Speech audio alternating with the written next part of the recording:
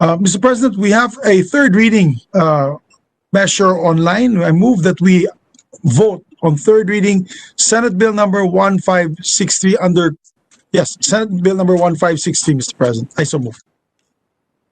Any objection? Hearing none. Consideration is in order. The Secretary will read the title of the measure and conduct a roll call vote. Senate Bill number 1563, an act lowering the minimum height requirement for applicants, the Philippine National Police, PNP, Bureau of Fire Protection, BFP, Bureau of Jail Management and Penology, BJMP, and Bureau of Correction, BuCor, amending Republic Act number 6975 as amended, Republic Act number 9263, and Republic Act number 10575, and for other purposes. Roll call vote. The Honorable Senators Angara, Dinay, Cayetano, De Lima, De La Rosa, Trilon, Gatchalian, Go, Yes. Gordon, Yes. Manifest daw si Senator Bato after this. Okay. Lacson, Wala mo na ako sasabihin, di ba? Pacquiao, Pangilinan, the third, Poe, Yes. Recto, Revilla, Yes. Tolentino, Villanueva, Villar, Yes. Yes, Ubiri, Yes. With 23 affirmative votes, no negative votes, no abstention, Senate Bill 1563 is approved on third reading. Congratulations, Senator De La Rosa. Mr. President, I believe Senator De La Rosa would like to make a manifestation. May we recognize Senator Ronald Bato De La Rosa. Ronald De La Rosa is recognized.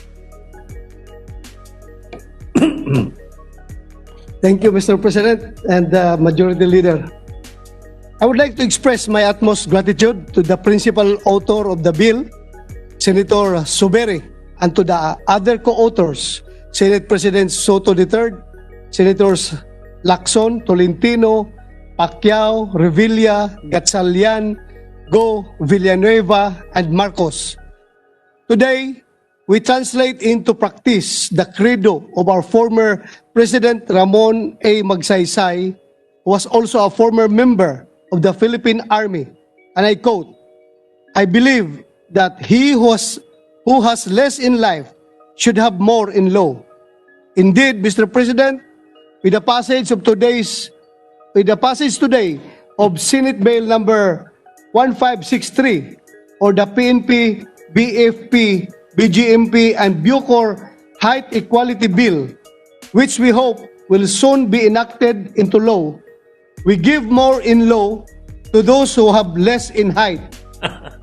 We make an important contribution in addressing the existing social inequality for those who have not been gifted with towering height.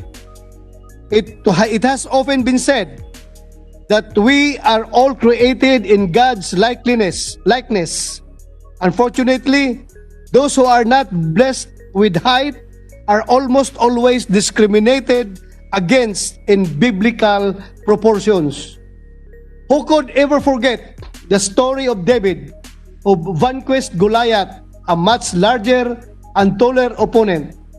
Today, as in biblical times, we learn an important lesson. The limitation in height will always be compensated by the abundance in heart and spirit. Legislated requirements restrict our vertically challenged countrymen in their desire to serve as law enforcers, firemen, jail officers, and correction officers. If we continue to allow physical attributes as basis of entry into government service, and if, as legislators, we have only done so little to change this practice, are we not shortchanging our people, the Filipinos, who give us our legislative mandate?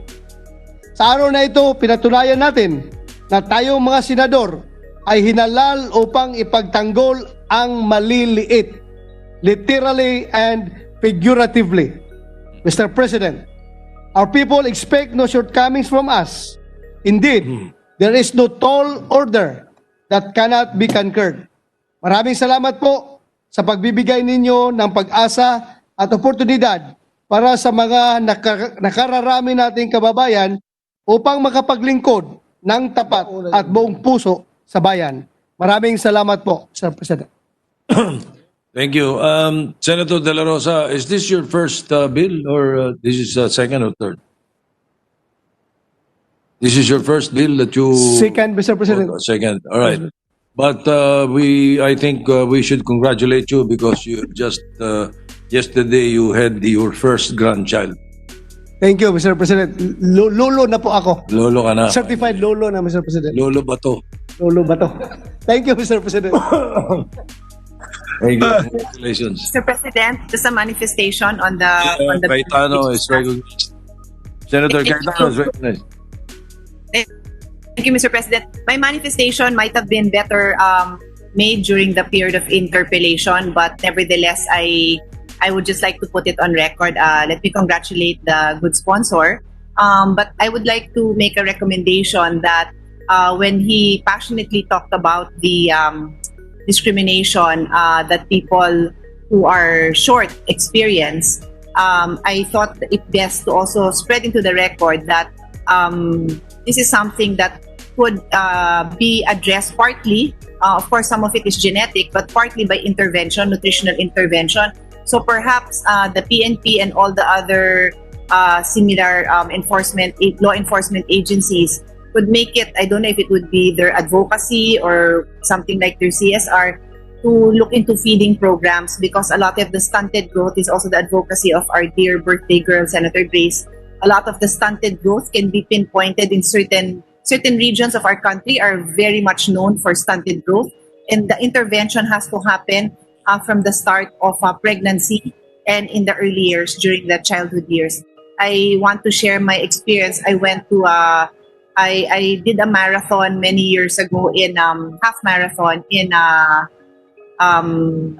Leyte, and I was a little bit surprised because I've joined so many races, but I found that the people there were, I'm tall to begin with, but I also feel not discriminated, but I feel out of place when I'm so tall and everyone is shorter than me. And it was one of those places that I found out later on really had stunted growth. I think a lot came from the Samar province also. So anyway, I'm putting that on record because there can be timely interventions there, and perhaps a good sponsor would like to include that in his advocacies or to share that with his former colleagues in the PNP. Thank you. Yes, Mr. President, the suggestion of the lady from Patero Santagig is very much welcome by this representation. Maraming salamat po, ma'am. Thank you. Thank you for that. The Majority Leader. Thank you, Mr. President. We just like to congratulate once again the good gentleman from Davao del Sur for a job well done. A lot of people now can join the police force and will not be discriminated upon by their height alone or being vertically challenged. Congratulations, sir, for sponsoring this measure successfully. And to all our colleagues who voted in favor as well.